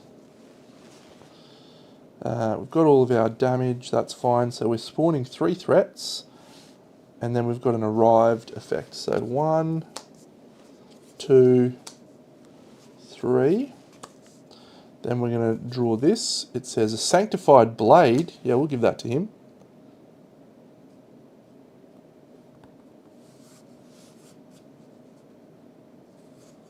That's awesome. So that was from the arrived effect. And then we're going to do the time track, which tells us spawn one threat if the Iron Fort region is not fully scouted. It's not, so we have another little demoniac. These guys do absolutely nothing to him. He's an animal, he's a tank. Cool. What is our card? We have new formation maybe left. Hostile environment. Okay, that one's suboptimal. Before performing any hero actions, immediately update the region and resolve any related effects. Spawn one threat if the region is not fully scouted. A Revenant.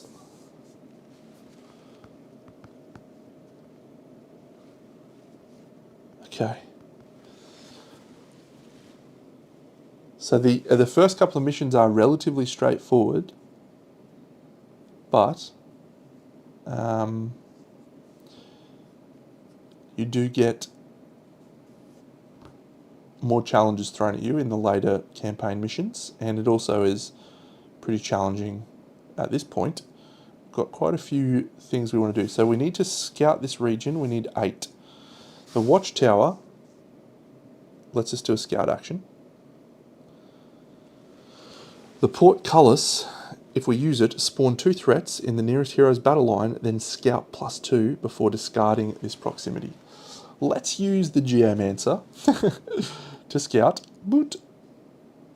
Using the Watchtower, resolve a scout action. Boop. And then, because of his thing, after resolving a use action, you may freely use any proximity on the battlefield as if you were the nearest hero. We'll use that one. So we're going to spawn 2 threats in the nearest hero's battle line. We'll assume that those go down here, because he says it's as if he was the nearest hero. Done. And then we spawn 1, 2, 3. We scout +3. Because it's scout +2, so you scout for 1, 2, 3. So we've reached 4. And if we look at our mission request, the heroes are victorious when the Iron Fort region is fully scouted and all threats have been defeated. We discard the Portcullis now. We've ran out into the wide world and some enemies have come in. Okay, so that was possibly a crazy play, but let's see what happens as a result. So the Pathbreaker can pull an enemy. Yeah, it is. I can put it on screen, my friend. There you go. After resolving use action, you may freely use any proximity on the battlefield as if you're the nearest hero. He's awesome.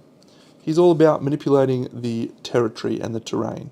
He doesn't have great stats. He doesn't do much else, right? He doesn't attack much. He doesn't have any abilities that let him do stuff. We did get him an orb that lets him attack pretty well. But yeah, that's what he does. He uses the proximities.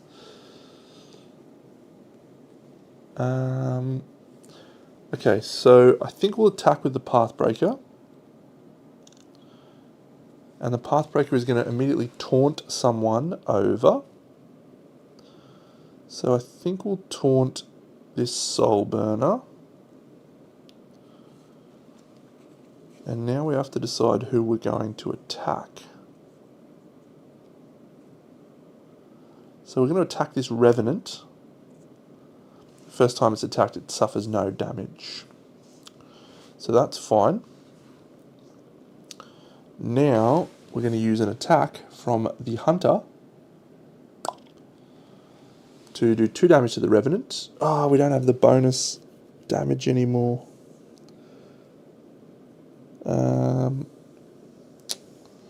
I could do an assist action with the... oh, that could be... Oh, no, I've already used the use action.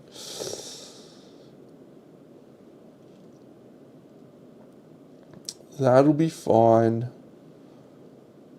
We'll kill the Soul Burner. We'll put 1 damage on the Revenant. Actually, we might be better off killing the Demoniac, are we? Yeah, we'll kill the Demoniac and that guy.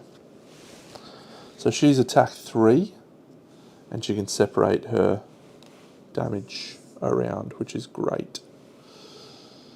Alright, so that is all of our actions assigned. I know Thunderhammer hasn't done anything. Can't attack. Can heal. Is a heal the right option? Already defending. Taunting doesn't help us. So yeah, let's do a heal. Actually, we'll explore. Up to 5.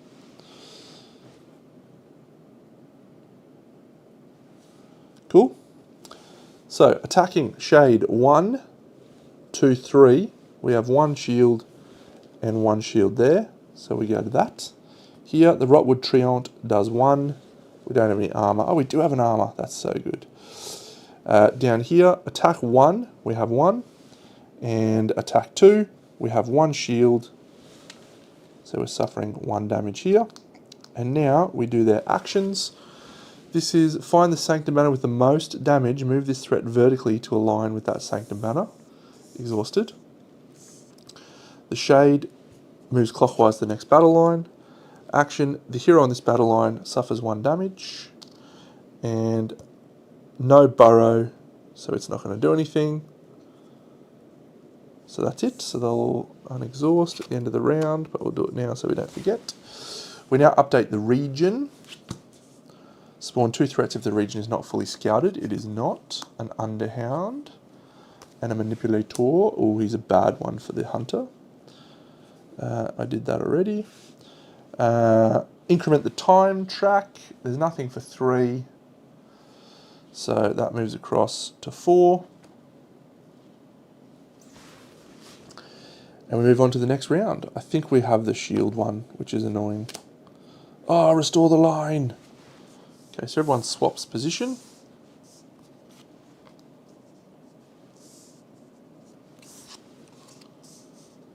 He automatically starts defending because he's a champion. Yep. This is actually not at all bad for us. This is a pretty much perfect time for that to happen.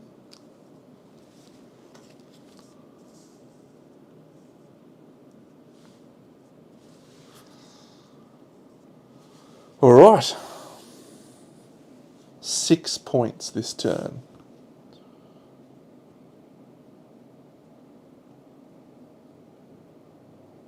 So if we fully scout the region, we don't get any more enemies come through. So I'm going to, once again, the Geomancer is going to be an absolute animal. He's going to do a use action, and he's going to discard this Sinister Throwing Knife. Choose a threat in any battle line. That threat is defeated. We'll just get rid of this Revenant. Gets a loot as a result. Thank you very much. A Defender Breastplate. Give that to the Thunderhammer. That is awesome. Man, this game's good. And because he's done that, he gets to do another use action, which he'll use here to resolve a scout action to go up to 6. So good.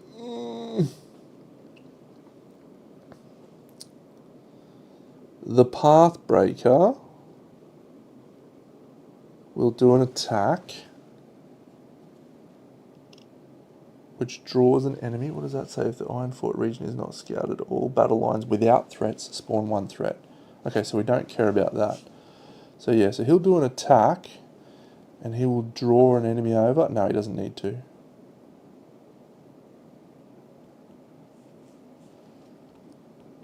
Yeah, he's having a great time. He's just chuckling to himself. He's got 2 of my favourite items. This allows us to expend him. Nah, got it. We'll draw the Underhound over with a Taunt. Very good. And then we'll just do 1 damage to the Manipulator. Then this guy is going to shoot here. So he's going to do 1, 2, 3, kill both of them. Ah, he can't attack. Okay, we'll kill that. Yeah, we'll keep him there then. We'll kill that and that with our Advanced Hunter. And his attack will go here. This dwarf action has to be a blue action. We don't have any other option.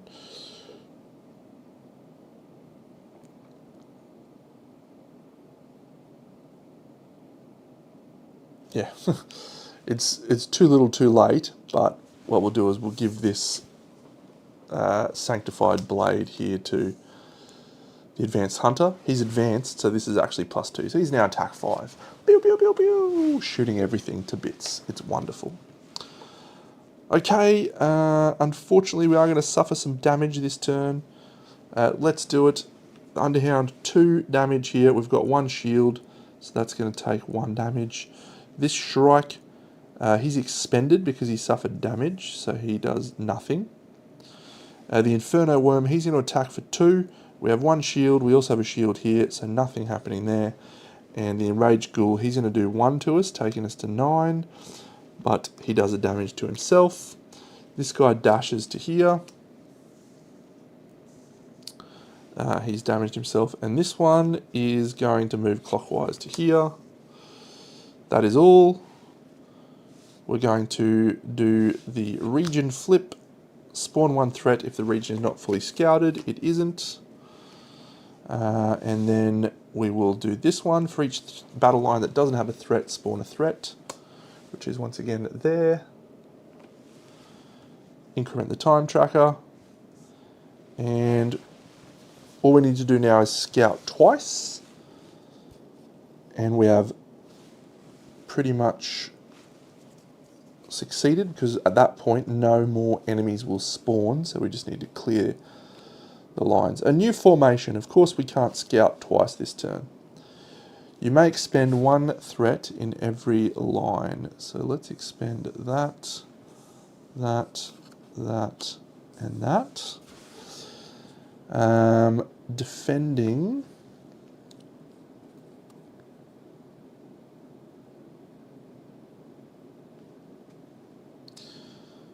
Alright.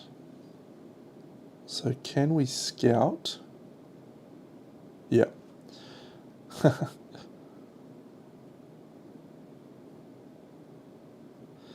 Thunderhammer's going to use this red action using our Sanctum's Path banner. Each round, 1 adjacent hero may ignore the action restrictions of the current stratagem. You may indirectly assign to any available action slot. We're going to do a search. Explore. That'll go to there. We're then going to move the Pathbreaker down to here.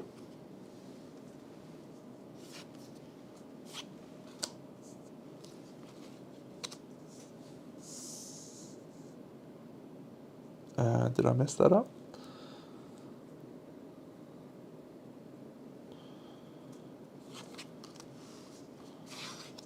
Yes, because I need to do a use action here. Oh. The Geomancer is absolute animal. He's actually hard carried this mission. He'll use this Imperial Chest to gain a loot. He doesn't even want the loot. He just wants the free use action on the Watchtower to resolve a scout action. Come on. So I probably don't need to move the Pathbreaker in that case. No, I don't need to move the Pathbreaker. I'll do an attack with the Pathbreaker. I'll defend with the Pathbreaker. So good. Pathbreaker's up here.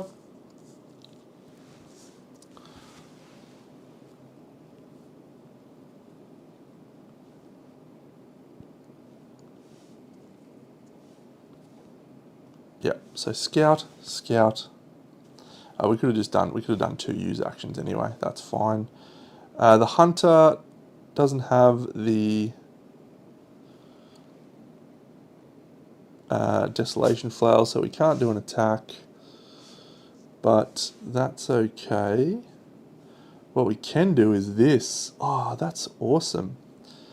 The hunter is going to assist the Pathbreaker, and the Pathbreaker is going to use the Dwarven Mountain Cannon. Choose a battle line. All threats in that battle line receive 2 damage. We'll choose down here. So we'll kill the Inferno Worm, and we'll kill the Enraged Ghoul. That's delightful. Absolutely delightful. The region's fully scouted. So we'll go on to the attack phase. This one shade's going to attack, but we've got no no chance of penetrating our armor. That's going to go like that. We're going to flip this. Spawn 2 threats if the region is not fully scouted. It is.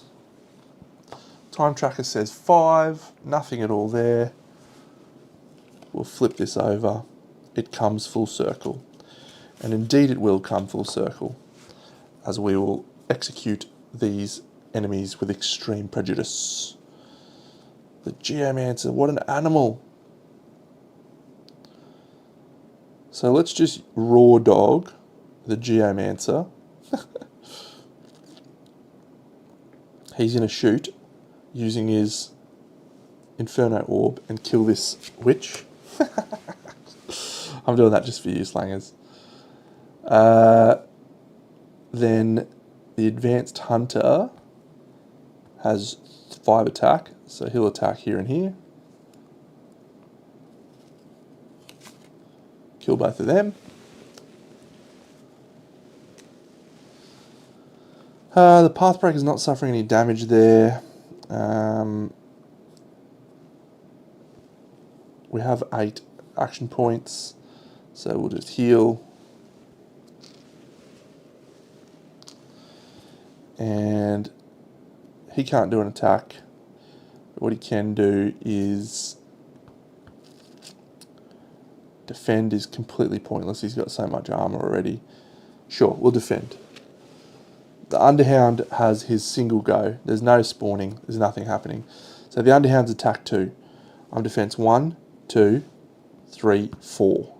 So you do nothing. I lose my shield. He dashes to this side. We flip this. Spawn 1 threat if the region is not fully scouted. It is. This gets shuffled. Nothing happens on the time track because the region is fully scouted. So we just need to kill that little Underhound and we've successfully completed this mission. This is a cool mission. Restore the line! Everyone swaps positions and then the Advanced Hunter just shoots the Underhound.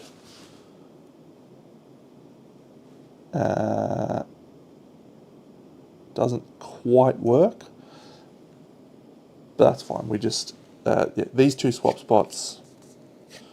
We'll then do an assist action from the Advanced Hunter to hand over all of the stuff to the Pathbreaker, and the Pathbreaker will do an attack which kills the Underhound.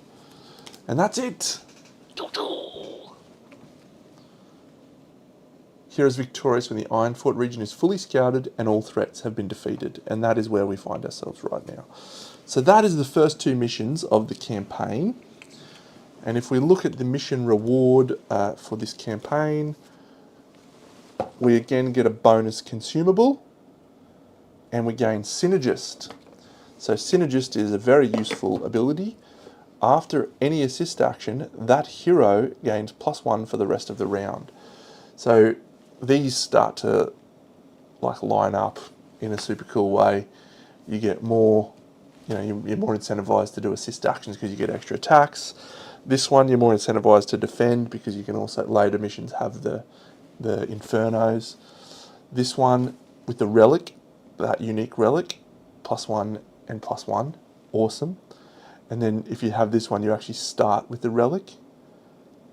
Or this one, yeah, you start with the relic, sick.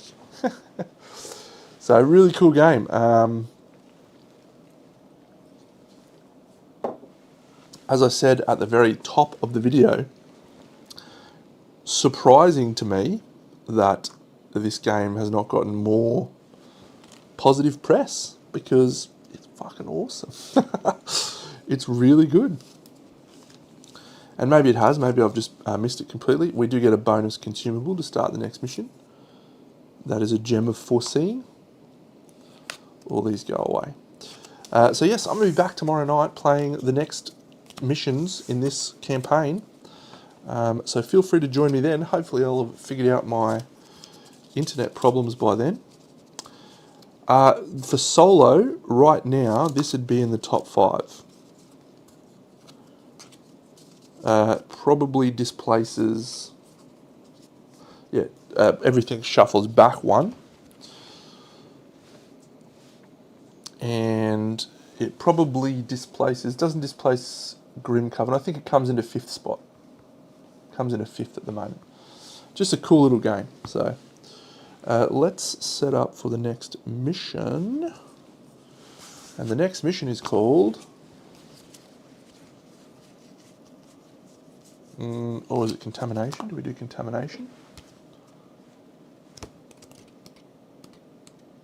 No, we do Raiders of the Fallen. We're doing Raiders of the Lost Ark. How good's that? Raiders of the Fallen. So we are in the Catacombs. Cool.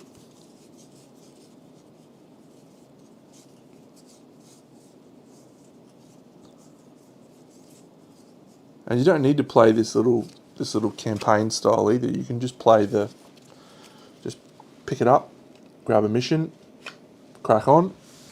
As I said, there's all of these different missions that are unique. Some of them, which we'll get into later, have an enemy that attacks you every turn. The Hex Giver or the Dread Knight. They're called epic threats. Or the Rift Walker. Sick. But now we're going to do Raiders of the Fallen. So what proximities have we got here? Okay, so we need a deck of 16. 1, 2, 3, 4, 5, 6, 7, 8, 9, 10, 11, 12, 13, 14, 15. And then we need the unique relic. Oh, that's on the bottom. That's good. It is very hard to find this, yeah. I think, so keep an eye out on their page or sign up for their newsletter, because I anticipate them, now that the Kickstarter's sort of fulfilled, to actually have copies of this go up for sale. I don't think they're going to have a lot of copies, but they will have copies for sure. Just going to decide what heroes we'll take. 1s and 2s are in, 3s are out.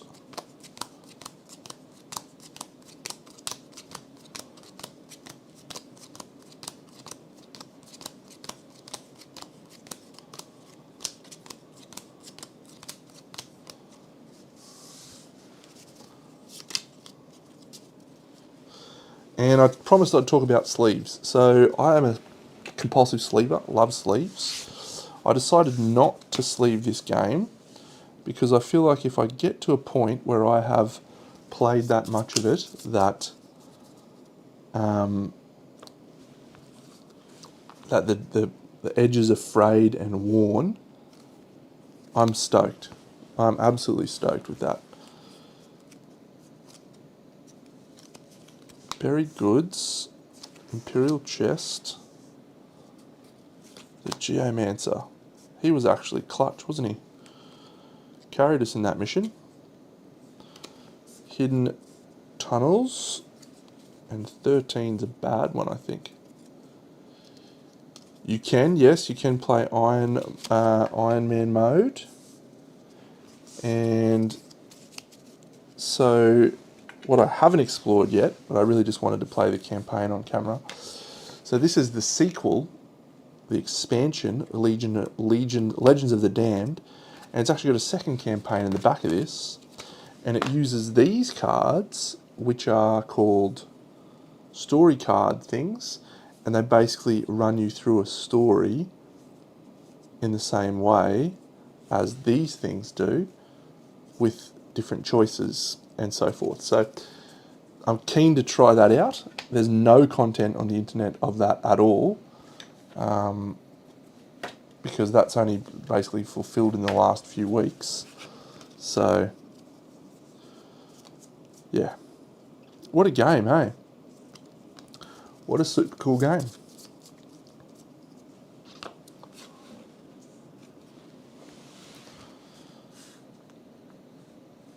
Okay, so proximities are set up. We just need to decide 4 characters, and that can be something we do tomorrow out of our 12. And we get to have one of them advanced. So the little advanced thing, it doesn't sound like it's a big swing, but because you're talking in numbers of 1, 2s and 3s, it actually proves to be pretty big You know, it's the difference between killing someone and not killing someone in a turn, which then means you have, yeah, a lot more likelihood of not suffering damage, etc. Berserk is interesting. Great. Well, thanks for joining me tonight, Slangers. I'll be back tomorrow to play some more Heroes of the Sanctum, and hopefully I'll end my internet issues. So